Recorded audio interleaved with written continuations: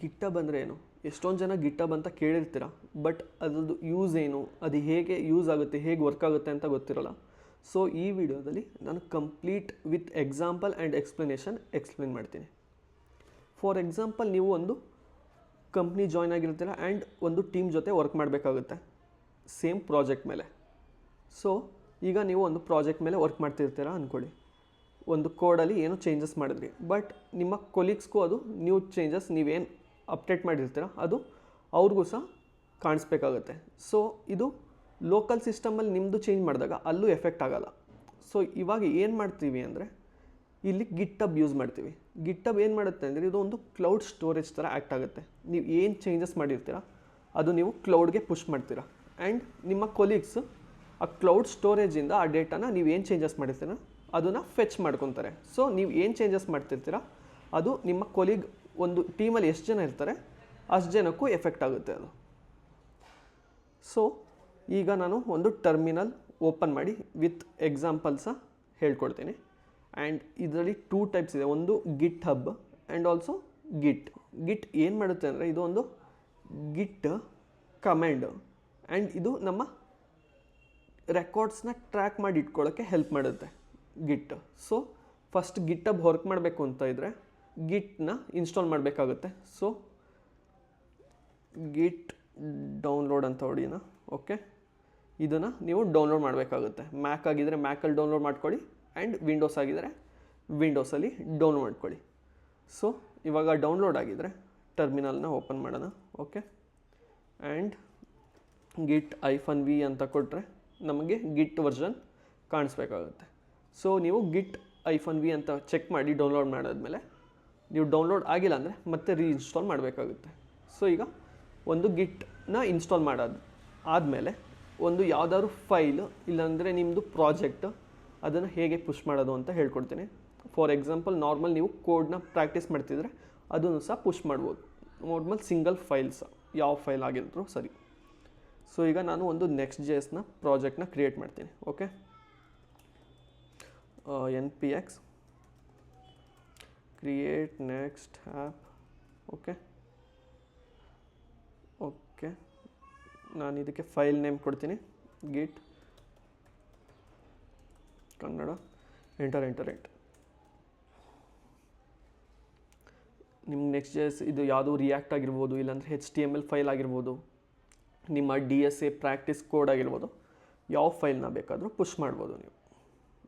ಅದನ್ನು ನೀವು locally share ಮಾಡೋಕ್ಕಾಗಿಲ್ಲ ಅಂದರೆ ನೀವು ಗಿಟ್ಟಬ್ ಯೂಸ್ ಮಾಡಿಕೊಂಡು ಕ್ಲೌಡಲ್ಲಿ ಸಹ ಶೇರ್ ಮಾಡ್ಬೋದು ನಿಮ್ಮ ಫ್ರೆಂಡ್ಸ್ಗೆ. DSA ಕೋಡ್ ಪ್ರಾಕ್ಟೀಸ್ ಸೆಕ್ಷನ್ದೆಲ್ಲ ಮಾಡಿರ್ತೀರಲ್ಲ ಅದನ್ನು.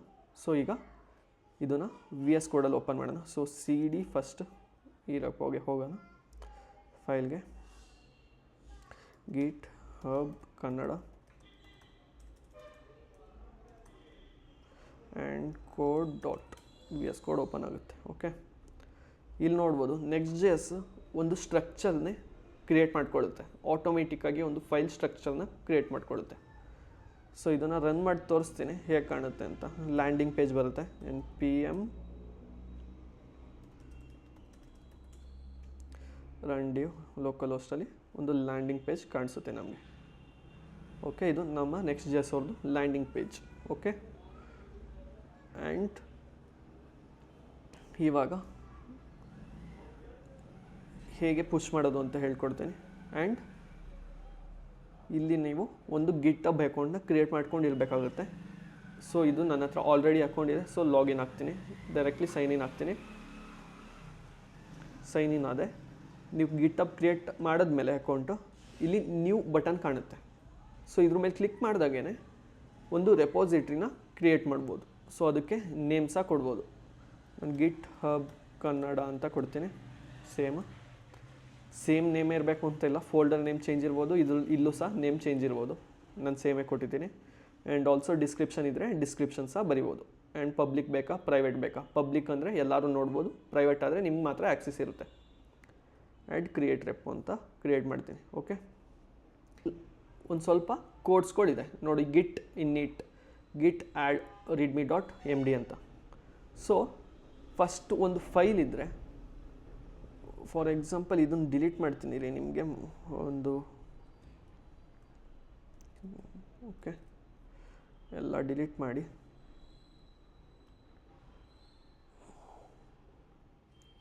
ಒಂದು ನಾರ್ಮಲ್ ಫೈಲ್ನಾಗ ತೊಗೊತೀನಿ. Okay, main.js. ಓಕೆ, ಇದನ್ನು ಓಪನ್ ಮಾಡಿ.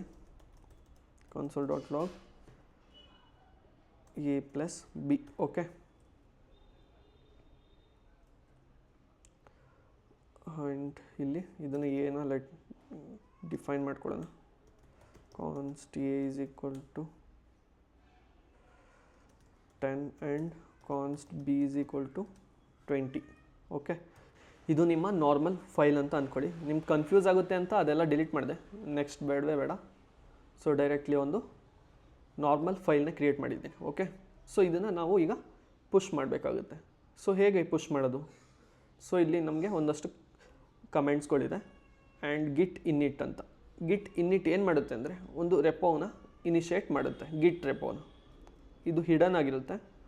ಸೊ ನಾವು ಈ ಕಮೆಂಟ್ನ ಕಾಪಿ ಪೇಸ್ಟ್ ಮಾಡಿ ರನ್ ಮಾಡಿದಾಗ ಗಿಟ್ ರೆಪೋ ಇನಿಷಿಯೇಟ್ ಆಗುತ್ತೆ. ಆ್ಯಕ್ಚುಲಿ ಆಲ್ರೆಡಿ ಇನಿಷಿಯೇಟ್ ಆಗಿದೆ, ಬಿಕಾಸ್ ನಾನು Next.js ಕಮೆಂಟ್ ಯೂಸ್ ಮಾಡಿದೆ, ಅದರಲ್ಲೇ ಬಿಲ್ಟಿನ್ ಎಲ್ಲ ಬಂದಿರುತ್ತೆ. ಓಕೆ, ಸೊ ಇದು ಒಂದು ನಾರ್ಮಲ್ ಫೈಲ್ ಕ್ರಿಯೇಟ್ ಮಾಡಿದಾಗ ಈ ಥರ ಗಿಟ್ ಇನ್ನಿಟ್ ಅಂತ ಕೊಡಿ. ಒಂದು ರೆಪೋ ಇನಿಷಿಯೇಟ್ ಆಗುತ್ತೆ. ಇದು ಹಿಡನ್ ಆಗಿರುತ್ತೆ, ನಮಗೆ ಕಾಣಲ್ಲ. ಆ್ಯಂಡ್ .add readme.md ಇದು ನಥಿಂಗ್ ಬಟ್ ನಾವು ಯಾವ್ಯಾವ ಫೈಲ್ನ ಗಿಟ್ಹಬ್ಗೆ ಅಪ್ಲೋಡ್ ಮಾಡಬೇಕು ಅದನ್ನು ಆ್ಯಡ್ ಮಾಡಬೇಕಾಗುತ್ತೆ ಫಸ್ಟು ಪುಷ್ ಮಾಡೋಕ್ಕಿಂತ ಮುಂಚೆ. ಸೊ ಇಲ್ಲಿ ಬರೀ ಒಂದೇ ಇದೆ, main.js. ಸೊ ಗಿಟ್ ಆ್ಯಡ್ ನಾವು main.js ಅಂತಲೂ ಕೊಡ್ಬೋದು. ಇಲ್ಲಾಂದರೆ ಡೈರೆಕ್ಟಾಗಿ ಡಾಟ್ ಅಂತ ಕೊಟ್ಟರೆ ಎಷ್ಟು ಫೈಲ್ಸ್ ಇರುತ್ತೆ ಅದೆಲ್ಲ ಅಪ್ಲೋಡ್ ಆಗುತ್ತೆ. ಸೊ ಗಿಟ್ ಡಾಟ್ ಅಂತ ಕೊಟ್ಟರೆ, ಸೊ ಇದನ್ನು ಡಿಲೀಟ್ ಮಾಡೋಣ. ಗಿಟ್ ಡಾಟ್ ಅಂತ ಕೊಟ್ಟು ಎಂಟರ್ ಕೊಟ್ಟೆ. ಈಗ ಇದೆಲ್ಲ ಆ್ಯಡ್ ಆಗಿದೆ. ಆ್ಯಂಡ್ ನಾವು ಒಂದು ಮೆಸೇಜ್ ಸಹ ಮೆನ್ಷನ್ ಮಾಡಬೇಕಾಗುತ್ತೆ ಯಾವಾಗಲೂ ಪುಷ್ ಮಾಡೋಕ್ಕಿಂತ ಮುಂಚೆ. ಸೊ ಗಿಟ್ ಕಮಿಟ್ -m ಇಲ್ಲಿ ಒಂದು ಮೆಸೇಜ್. ಫಾರ್ ಎಕ್ಸಾಂಪಲ್ ಇದು ನಮ್ಮ ಫಸ್ಟ್ ಕಮಿಟ್ ಅಲ್ವಾ, ಫಸ್ಟ್ ಕಮಿಟ್ ಅಂತಲೇ ಮೆಸೇಜ್ ಕೊಡ್ತೀನಿ, ಎಂಟರ್. ಓಕೆ, ಇವಾಗ ಹಳೆದೆಲ್ಲ ಡಿಲೀಟ್ ಆಗಿದೆ ಫೈಲ್ಸು, ಬರೀ ಇದು ಮಾತ್ರ ಆ್ಯಡ್ ಆಗಿದೆ ಫಸ್ಟ್ ಕಮಿಟಲ್ಲಿ. ಓಕೆ, ಅದೆಲ್ಲ ಡಿಲೀಟ್ ಮಾಡಿದ್ದೀನಿ. ಆ್ಯಂಡ್ ಈಗ ನಾವು ಗಿಟ್ ಒರಿಜಿನ್ ರಿಮೋಟ್ನ ಆ್ಯಡ್ ಮಾಡಬೇಕಾಗುತ್ತೆ.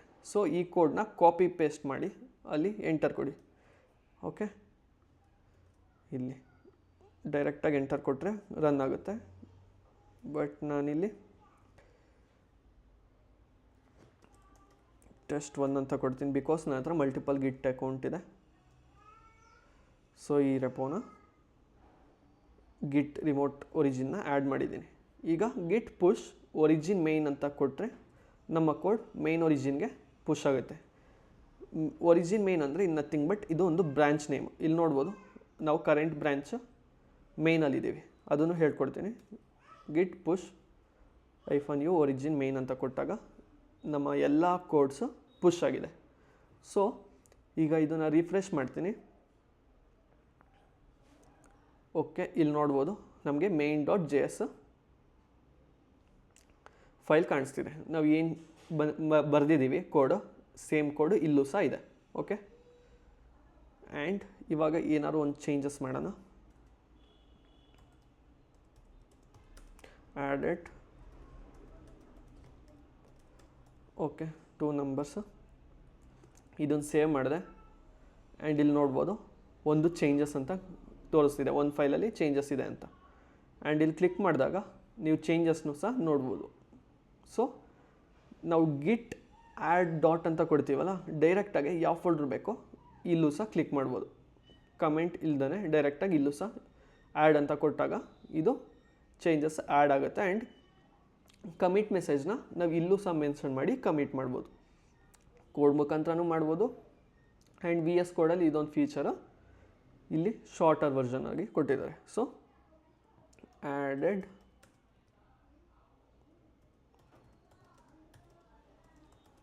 ಮೆಸೇಜ್ ಅಂತ ಕೊಟ್ಟು ಇಲ್ಲಿ ಮಾಡಿದಾಗ ಇದು ಕಮಿಟ್ ಆಯಿತು. ಆ್ಯಂಡ್ ಆಲ್ಸೋ ಇವಾಗ ಪುಷ್ ಮಾಡಬೇಕು. ಸೊ ಇಲ್ಲಿ ಡೈರೆಕ್ಟಾಗಿ ಅಸಿಂಕ್ ಚೇಂಜಸ್ ಅಂತ ಕೊಟ್ಟರೆ ಇದು ಡೈರೆಕ್ಟಾಗಿ ಪುಷ್ ಆಗುತ್ತೆ. ನಾವು ಗಿಟ್ ಪುಷ್ -u ಒರಿಜಿನ್ ಮೇನ್ ಅಂತ ಕೊಟ್ಟಾಗ ಹೇಗೆ ಪುಷ್ ಆಯಿತು ಸೇಮ್ ಹಾಗೆ ಪುಷ್ ಆಗುತ್ತೆ. ಇದನ್ನು ಕ್ಲಿಕ್ ಮಾಡ್ತೀನಿ ಆ್ಯಂಡ್ ಆಲ್ಸೋ ಇದು ಪುಲ್ ಸಹ ತೊಗೊಳುತ್ತೆ. ಬೇರೆಯವ್ರು ಏನಾದ್ರು ಚೇಂಜಸ್ ಮಾಡಿದರೆ ಆ ಫೈಲಲ್ಲಿ ಅದು ಪುಲ್ ಸಹ ಆಗುತ್ತೆ. ಓಕೆ, ಇವಾಗ ಪುಷ್ ಮಾಡಿದೆ. ಓಕೆ, ಇಲ್ಲಿ ನೋಡ್ಬೋದು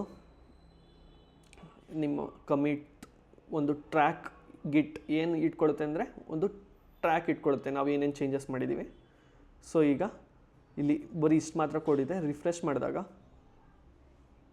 ಇಲ್ಲಿ ನೋಡಿ ನಮಗೆ ಇಲ್ಲೊಂದು ಕಮೆಂಟ್ ಸಹ ಬಂದಿದೆ.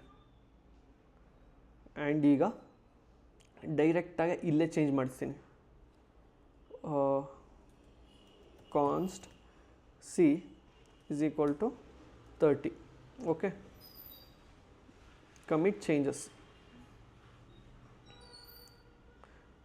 ಫಾರ್ ಎಕ್ಸಾಂಪಲ್ ಇದು ನಿಮ್ಮ ಕೊಲೀಗ್ ಯಾರು ಸೇಮ್ ರೆಪೋದಲ್ಲಿ ಚೇಂಜ್ ಮಾಡಿದ್ದಾರೆ ಅಂತ ಅಂದ್ಕೊಳ್ಳಿ.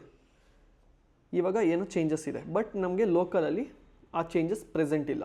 ಸೊ ಕ್ಲಿಯರ್, ನಾವು ಗಿಟ್ ಪುಲ್ ಅಂತ ಕೊಟ್ಟರೆ ಆ ಚೇಂಜಸ್ ಏನೇನಿರುತ್ತೆ ಅದು ನಮ್ಮ ಲೋಕಲಲ್ಲೂ ಸಹ ಅಪ್ಡೇಟ್ ಆಗುತ್ತೆ. ಇಲ್ಲಿ ನೋಡಿ ನಾನು ಸಿ ವೇರಿಯೇಬಲ್ನ ಡಿಕ್ಲೇರ್ ಮಾಡಿ 30ಗೆ ಇನಿಷಿಯೇಟ್ ಮಾಡಿದ್ದೆ. ಇದು ಸಹ ಇವಾಗ ನಮಗೆ ಲೋಕಲಲ್ಲಿ ಪ್ರೆಸೆಂಟ್ ಇದೆ. ಆ್ಯಂಡ್ ಆಲ್ಸೋ ಈಗ ಮತ್ತೆ ಇನ್ನೊಂದು ಸತಿ ಏನಾದ್ರು ಚೇಂಜ್ ಮಾಡ್ತೀನಿ ಪ್ಲಸ್ ಸಿ. ಓಕೆ, ಈ ಥರ ಡೈರೆಕ್ಟಾಗಿ ಯಾವತ್ತೂ ಮಾಡಬೇಡ್ದು. ಆ್ಯಂಡ್ ಇವಾಗ ನಾನು ಇಲ್ಲಿ ಇನ್ನೊಂದು ಏನಾದ್ರು ಆ್ಯಡ್ ಮಾಡ್ತೀನಿ. ಓಕೆ,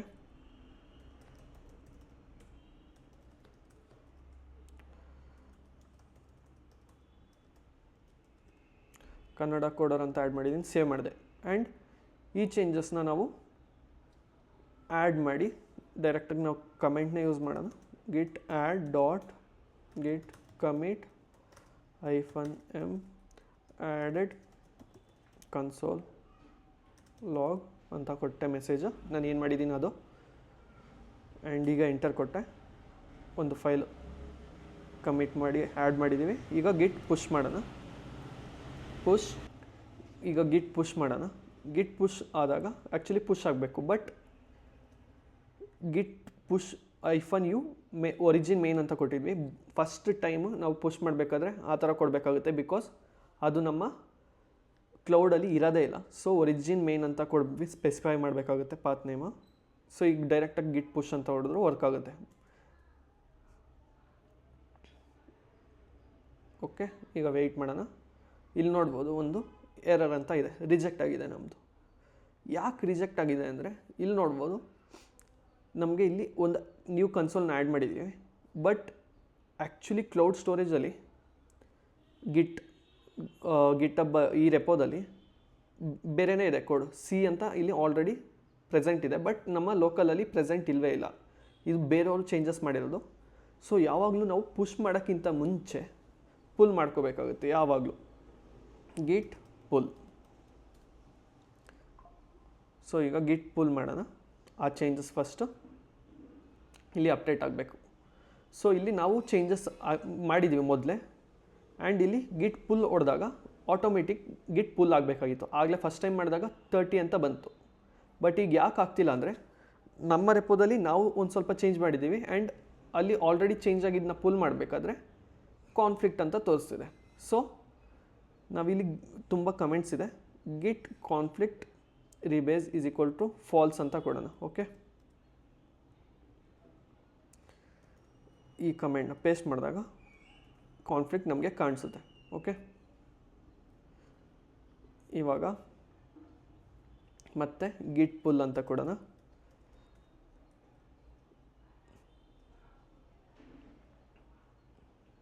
ಓಕೆ, ಇಲ್ಲಿ ನೋಡ್ಬೋದು ಇದು ಕಾನ್ಫ್ಲಿಕ್ಟ್ ಮೀನ್ಸ್ ಈಗ ಬೇರೆಯವರು ಸಹ ಚೇಂಜಸ್ ಮಾಡಿದ್ದಾರೆ ಸೇಮ್ ಫೈಲಲ್ಲಿ, ಆ್ಯಂಡ್ ನಾವು ಸಹ ಅದೇ ಫೈಲಲ್ಲಿ ಚೇಂಜಸ್ ಮಾಡಿದ್ದೀವಿ.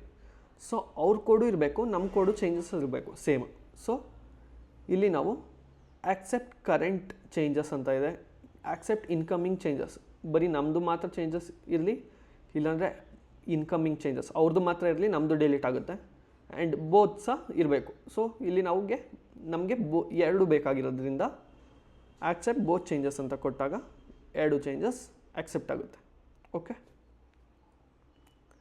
ಆ್ಯಂಡ್ ಇವಾಗ ಸೇವ್ ಮಾಡಿ ಇದನ್ನು git add git commit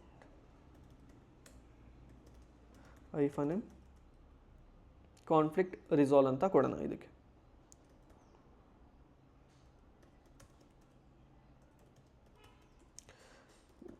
ಗಿಟ್ push. Okay, ಈಗ ಪುಷ್ ಆಗುತ್ತೆ ಕೋಡ್ ನಮ್ದು. ಈಗ ನಾವು ಗಿಟಬ್ಗೆ ಪುಷ್ ಮಾಡಿದ್ದೀವಿ ಚೇಂಜಸ್. ಈಗ ರಿಫ್ರೆಶ್ ಮಾಡ್ದಂಗೆ ಇಬ್ಬರದು ಸಹ ಚೇಂಜಸ್ ಕಾಣಿಸುತ್ತೆ. ಓಕೆ, ನಾನು ಇಲ್ಲಿ ಚೇಂಜ್ ಮಾಡಿದೆ ಕನ್ಸೋಲ್ A+B+C ಆ್ಯಂಡ್ ಆಲ್ಸೋ ನಮ್ಮ ಕೋಡಲ್ಲಿ ಇದ್ದಿದ್ದು ಬರೀ ಇಷ್ಟು ಮಾತ್ರ. ಆ್ಯಂಡ್ ಇವೆರಡು ಕಂಪೇರ್ ಮಾಡಿದ್ರೆ ನಮಗೆ ಒಂದೇ ಲೈನಲ್ಲಿ ಬರಬೇಕಾಗಿತ್ತು. ಸೊ ಕಾನ್ಫ್ಲಿಕ್ಟ್ ರಿಸಾಲ್ವ್ ಮಾಡಬೇಕಾದ್ರೇ ನಾವು ಚೇಂಜಸ್ನ ಮಾಡ್ಬೋದು.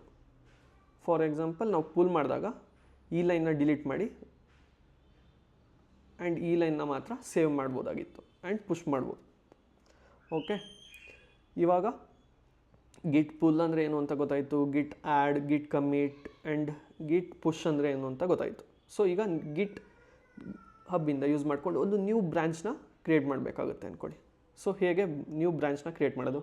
ಈಗ ಒಂದೇ ಬ್ರ್ಯಾಂಚ್ ಇದೆ. ಸೊ ಈ ಬ್ರ್ಯಾಂಚಲ್ಲಿ ಏನಾದ್ರು ಚೇಂಜಸ್ ಮಾಡ್ತಿರ್ತೀರ. ಫಾರ್ ಎಕ್ಸಾಂಪಲ್ ಎಲ್ಲರೂ ಅದೇ ಬ್ರ್ಯಾಂಚಲ್ಲಿ ಚೇಂಜ್ ಮಾಡ್ತಾನೆ ಇರ್ತೀರ ಆ್ಯಂಡ್ ಯಾವ್ದಾದ್ರು ಒಂದು ಬಗ್ ಇಂಟ್ರೊಡ್ಯೂಸ್ ಆಯಿತು, ಏನಾದ್ರು ಕ್ರ್ಯಾಶ್ ಆಯಿತು ಆ ಫೈಲು, ಸೊ ಅದು ಫುಲ್ ಹಾಳಾಗಿಬಿಡುತ್ತೆ. ಸೊ ಇದ್ರದ್ದು ಒಂದು ಕಾಪಿ ಮೇನ್ ಫೈಲ್ ಇರಬೇಕು. ಸೊ ಇದನ್ನೇ ಮೇನ್ ಫೈಲ್ ಅಂತೀವಿ, master branch or main branch ಅಂತ. ಇಲ್ಲಾಂದರೆ ಡಿಪ್ಲಾಯ್ ಬ್ರ್ಯಾಂಚ್ ಆ ಥರ ಏನಾದ್ರು ಕ್ರಿಯೇಟ್ ಮಾಡ್ಬೋದು. ಸೊ ಇಲ್ಲಿ ನಾವು ಒಂದು ಬ್ರ್ಯಾಂಚ್ನ ಹೇಗೆ ಕ್ರಿಯೇಟ್ ಮಾಡೋದು ಅಂತ ಹೇಳ್ಕೊಡ್ತೀನಿ. ಗಿಟ್ ಬ್ರ್ಯಾಂಚ್ ಆ್ಯಂಡ್ ನಿಮ್ಮ ನ್ಯೂ ಬ್ರ್ಯಾಂಚ್ ನೇಮ್ ಏನಕ್ಕೆ ಕೊಡಬೇಕು ಅದನ್ನು ಇಲ್ಲಿ ಸ್ಪೆಸಿಫೈ ಮಾಡಿ. ಸೊ ಇಲ್ಲಿ ನಾನು ಆ್ಯಡ್ ಅಂತ ಕೊಡ್ತೀನಿ, ಆ್ಯಡ್ ಬ್ರ್ಯಾಂಚ್. ಇಲ್ಲಿ ಅಡಿಷನ್ ಮಾಡೋಣ. ಸೊ ಒಂದು ಆ್ಯಡ್ ಬ್ರ್ಯಾಂಚ್ನ ಕ್ರಿಯೇಟ್ ಮಾಡ್ತೀನಿ ಆ್ಯಂಡ್ ಈಗ ಬ್ರ್ಯಾಂಚ್ ಕ್ರಿಯೇಟ್ ಆಯಿತು. ಸೊ ಈ ಬ್ರ್ಯಾಂಚ್ಗೆ ಹೇಗೆ ಸ್ವಿಚ್ ಆಗೋದು ಇಲ್ಲಿ ನೋಡ್ಬೋದು. ನಾವು ಕರೆಂಟ್ ಮೇನ್ ಬ್ರ್ಯಾಂಚಲ್ಲೇ ಇದ್ದೀವಿ. ಸೊ ಇಲ್ಲಿ ಕ್ಲಿಕ್ ಮಾಡಿದಾಗ ನಮಗೆ ಆ್ಯಡ್ ಬ್ರ್ಯಾಂಚ್ ಕಾಣಿಸ್ತಿದೆ ಆ್ಯಂಡ್ ಗಿಟ್ ಮೇನ್ ಬ್ರ್ಯಾಂಚ್ ಸಹ ಕಾಣಿಸ್ತಿದೆ. ಸೊ ಅಲ್ಲಿ ಸಹ ಕ್ಲಿಕ್ ಮಾಡಿ ಹೋಗ್ಬೋದು ಆ್ಯಂಡ್ ಡೈರೆಕ್ಟಾಗಿ ಕೋಡಲ್ಲೇ ಮಾಡಬೇಕು ಅಂದರೆ ಗಿಟ್ ಚೆಕ್ಔಟ್ ಬ್ರ್ಯಾಂಚ್ ನೇಮ್ ಆಗುತ್ತೆ. ಕೊಟ್ಟಾಗ ಇಲ್ಲಿ ಬ್ರ್ಯಾಂಚ್ ಸ್ವಿಚ್ ಆಯಿತು, ಇಲ್ಲಿ ನೋಡ್ಬೋದು. ಓಕೆ, ಇವಾಗ ಇಲ್ಲಿ ನಾವು ಏನಾದ್ರು ಆಪರೇಷನ್ ಪರ್ಫಾರ್ಮ್ ಮಾಡೋಣ.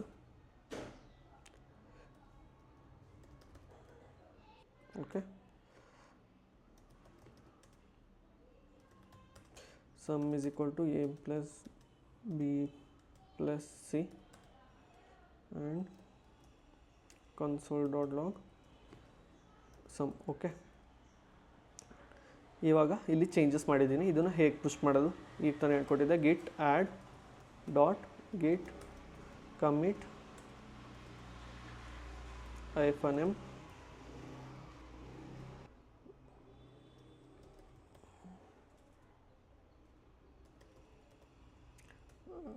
Addition and git push.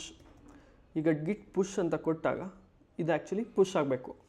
ಏನಾಗುತ್ತೆ ಇಲ್ಲಿ ನೋಡ್ಬೋದು, ಅಪ್ಸ್ಟ್ರೀಮ್ ಈ ಬ್ರ್ಯಾಂಚ್ ನಮ್ಮ ಫ್ಲೋಡಲ್ಲಿ ಇಲ್ಲವೇ ಇಲ್ಲ. ಆ್ಯಕ್ಚುಲಿ ಇದನ್ನು ಪುಷ್ ಮಾಡೋಕ್ಕೆ ಟ್ರೈ ಮಾಡ್ತಿದ್ದೀವಿ. ಸೊ ಇದು ರೆಕಗ್ನೈಸ್ ಆಗೋಲ್ಲ. ಸೊ ನಾವು ಗಿಟ್ ಪುಷ್ ಒರಿಜಿನ್ ಮೇನ್ ಅಂತ ಕೊಡಬೇಕಾಗುತ್ತೆ. ಫಸ್ಟ್ ಟೈಮ್ ಒರಿಜಿನ್ ಮೇನ್ ಅಲ್ಲ, ಸಾರಿ, ಬ್ರ್ಯಾಂಚ್ ನೇಮು ಆ್ಯಡ್ ಅಂತ ಕೊಡಬೇಕಾಗುತ್ತೆ. -u ಅಂತಲೂ ಕೊಡ್ಬೋದು, ಹೀಗೆ ಡೈರೆಕ್ಟ್ ಸಹ ಕೊಡ್ಬೋದು. ಓಕೆ, ಈಗ ಎಂಟರ್ ಕೊಟ್ಟಾಗ ಫಸ್ಟ್ ಟೈಮ್ ಪುಷ್ ಆಗುತ್ತೆ. ಇಲ್ಲಿ ನೋಡಿ ಪುಷ್ ಆಗಿದೆ. ಆ್ಯಂಡ್ ಇವಾಗ ರಿಫ್ರೆಶ್ ಮಾಡ್ತೀನಿ. ನಾವು ಏನು ಚೇಂಜಸ್ ಮಾಡಿದ್ದೀವಿ ಆ ಚೇಂಜಸ್ ಇಲ್ಲಿ ಕಾಣಿಸ್ತಿಲ್ಲ. ಬಿಕಾಸ್ ಏನಕ್ಕೆ ಕಾಣಿಸ್ತಿಲ್ಲ ಇಲ್ಲಿ? ನಾವು ಬ್ರ್ಯಾಂಚ್ ಮೇಯ್ನಲ್ಲಿ ನಾವು ಚೇಂಜಸ್ಸೇ ಮಾಡಿಲ್ಲ. ನಾವು ಮಾಡಿದ್ದು ಆ್ಯಡ್ ಬ್ರ್ಯಾಂಚಲ್ಲಿ. ಈ ಬ್ರ್ಯಾಂಚಿಗೆ ಸ್ವಿಚ್ ಮಾಡಿದಾಗ ನಮ್ಮ ಕೋಡ್ ಚೇಂಜಸ್ಸು ಈ ಆ್ಯಡ್ ಬ್ರ್ಯಾಂಚಲ್ಲಿ ಕಾಣಿಸ್ತಿದೆ, ಇಲ್ಲಿ ನೋಡ್ಬೋದು. ಓಕೆ, ಈಗ ಈ ಬ್ರಾಂಚಲ್ಲಿ ಇದ್ದಿದ್ದ ಚೇಂಜಸ್ನ ನಾವು ಮೇಯ್ನ್ ಬ್ರಾಂಚ್ಗೆ ಮರ್ಜ್ ಮಾಡಬೇಕು. ಸೊ ಹೇಗೆ ಮರ್ಜ್ ಮಾಡೋದು? ಸೊ ಈಗ ನಾವು ಮೇಯ್ನ್ ಬ್ರಾಂಚ್ಗೆ ಸ್ವಿಚ್ ಆಗೋಣ. ಹೀಗೆ ಡೈರೆಕ್ಟಾಗಿ ಸ್ವಿಚ್ ಆಗ್ಬೋದು. ಈಗ ಮೇಯ್ನ್ ಬ್ರಾಂಚಲ್ಲಿದ್ದೀವಿ ಆ್ಯಂಡ್ ಕ್ಲಿಯರ್ ಮಾಡ್ಕೊಳ್ಳೋಣ. ಇದು ಗಿಟ್ ಮರ್ಜ್, ಇಲ್ಲಿ ಬ್ರಾಂಚ್ ನೇಮ್ ಕೊಡಬೇಕಾಗುತ್ತೆ, ಆ್ಯಡ್. ಓಕೆ, ಸೊ ಈಗ ನಮ್ಮ ಆ್ಯಡ್ ಬ್ರಾಂಚ್ನ ಮರ್ಜ್ ಮಾಡ್ದಂಗೆ ನಮ್ಮ ಚೇಂಜಸ್ ಇಲ್ಲಿ ಕಾಣಿಸ್ತಿದೆ. ಇದನ್ನು ಈಗ ಪುಷ್ ಮಾಡಬೇಕು. ಗಿಟ್ ಪುಷ್ ಅಂತ ಕೊಟ್ಟರೆ ಡೈರೆಕ್ಟಾಗಿ ಆಗುತ್ತೆ ವರ್ಕ್. ಇಲ್ಲಾಂದರೆ ಆ್ಯಡ್ ಕಮಿಟ್ ನಾವು ಸ್ಕಿಪ್ ಮಾಡ್ತಾಯಿದ್ದೀವಿ. ಡೈರೆಕ್ಟಾಗಿ ಗಿಟ್ ಡೈರೆಕ್ಟ್ಲಿ ಪುಷ್ ಆಗುತ್ತಾ ನೋಡೋಣ. ಗಿಟ್ ಪುಷ್ ಕೊಟ್ಟಾಗ ನಮ್ಮ ಚೇಂಜಸ್ ಅಪ್ಡೇಟ್ ಆಗಿದೆ. ಓಕೆ, ಈಗ ರಿಫ್ರೆಶ್ ಮಾಡಿದಾಗ ಇಲ್ಲಿ ನೋಡ್ಬೋದು ನಮ್ಮ ಮರ್ಜ್ ಆಗಿರೋ ಬ್ರಾಂಚ್ದು ಕೋಡು ಅಪ್ಡೇಟ್ ಆಗಿದೆ. ಡೈರೆಕ್ಟಾಗಿ ನಾವು ಏನು ಕಮಿಟ್ ಮೆಸೇಜು ಬರೆಯೋದು ಬೇಕಾಗಿಲ್ಲ. ಆಟೋಮೆಟಿಕ್ಕಾಗಿ ನಾವು ಆ ಬ್ರಾಂಚಲ್ಲಿ ಏನು ಕಮಿಟ್ ಮೆಸೇಜ್ ಮಾಡಿ ಪುಷ್ ಮಾಡಿರ್ತೀವಿ ಅದೇ ಕಮಿಟ್ ಮೆಸೇಜು ಮರ್ಜ್ ಮಾಡಬೇಕು ಸಹ ಹಿಸ್ಟ್ರಿಲಿ ಟ್ರ್ಯಾಕ್ ಮಾಡಿ ಇಟ್ಕೊಳ್ಳುತ್ತೆ. ಓಕೆ, ಇವಾಗ ಹೇಗೆ ನ್ಯೂ ಬ್ರಾಂಚ್ ಕ್ರಿಯೇಟ್ ಮಾಡೋದು ಹೇಳ್ಕೊಟ್ಟೆ. ಆ್ಯಂಡ್ ಬ್ರಾಂಚಲ್ಲಿ ಏನಾದರೂ ಚೇಂಜಸ್ ಮಾಡಿದ್ರೆ ಹೇಗೆ ಪುಷ್ ಮಾಡೋದು, ಹೇಗೆ ಪುಲ್ ಮಾಡ್ಕೊಳ್ಳೋದು ಹಾಗೆ. ಆ್ಯಂಡ್ ಆಲ್ಸೋ ಈಗ ಲಾಸ್ಟ್ ಫಾರ್ ಎಕ್ಸಾಂಪಲ್ ಇಲ್ಲಿ ಬೇರೆಯವರು ಒಂದು ಬ್ರಾಂಚ್ ಕ್ರಿಯೇಟ್ ಮಾಡಿರ್ತಾರೆ ಅಂದ್ಕೊಳ್ಳಿ. ಸೊ ಇಲ್ಲಿ ಹೇಗೆ ಕ್ರಿಯೇಟ್ ಮಾಡೋದು? View all branch, create new branch,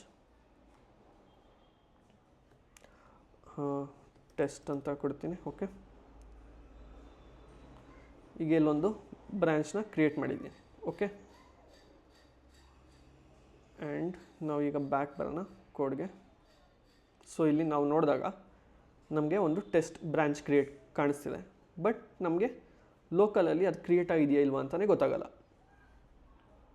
ಇಲ್ಲಿ ನೋಡ್ಬೋದು ಆ್ಯಡ್ ಬ್ರಾಂಚ್ ಇದೆ, ಮೇಯ್ನ್ ಬ್ರಾಂಚ್ ಇದೆ ಇಲ್ಲ. ಸೊ ಇದಕ್ಕೆ ಒಂದು ಗಿಟ್ ಕಮೆಂಟ್ ಇದೆ, ಗಿಟ್ ಫೆಚ್ ಅಂತ. ಗಿಟ್ ಫೆಚ್ ಹೊಡೆದಾಗ ಎಷ್ಟು ಬ್ರಾಂಚಸ್ ಇದೆ ಅದೆಲ್ಲ ನಮ್ಮ ಲೋಕಲ್ ರೆಪೋಗೆ ಆಕ್ಸೆಸ್ ಕೊಡುತ್ತೆ. ಓಕೆ, ಇಲ್ಲಿ ನೋಡ್ಬೋದು ಒರಿಜಿನ್ ಟೆಸ್ಟ್ ಅಂತ ಇದೆ, ರಿಮೋಟ್ ಬ್ರಾಂಚಲ್ಲಿದೆ. ಸೊ ಈ ಬ್ರಾಂಚ್ಗೆ ನಾವು ಸ್ವಿಚ್ ಆಗೋಣ. ಇಲ್ಲಿ ನೋಡ್ಬೋದು ಟೆಸ್ಟ್ ಬ್ರಾಂಚ್ಗೆ ಈಗ ಸ್ವಿಚ್ ಆಗಿದೆ. ಸೊ ಈಗ ನ್ಯೂ ಬ್ರಾಂಚು ಸಹ ಕಾಣಿಸ್ತಿದೆ, ಫಸ್ಟ್ ಕಾಣಿಸ್ತಿರಲಿಲ್ಲ. ಓಕೆ, ಇದೇ ಥರ ಗಿಟ್ ಸ್ಟೇಟಸ್ ಇದೆ, ಗಿಟ್ ಪಾಪ್, ಗಿಟ್ ಸ್ಟ್ಯಾಶ್ ಅಂತ ಎಲ್ಲ ಇದೆ. ಅದನ್ನು ನೀವು ಎಕ್ಸ್ಪ್ಲೋರ್ ಮಾಡಿ, ಇನ್ನು ಹೋಗ್ತಾ ಹೋಗ್ತಾ ಗೊತ್ತಾಗುತ್ತೆ. ಇಷ್ಟು ಬೇಸಿಕ್ಸು ಇಷ್ಟು ಗೊತ್ತಿದ್ರೆ ಸಾಕು ಅಂತ ಅಂದ್ಕೊಳ್ತೀನಿ. ಓಕೆ, ಜಾಸ್ತಿ ವಿಡಿಯೋ ಲೆಂತಿ ಆಗೋದು ಬೇಡ, ನೀವೆಲ್ಲ ಟ್ರೈ ಮಾಡಿ. ಓಕೆ.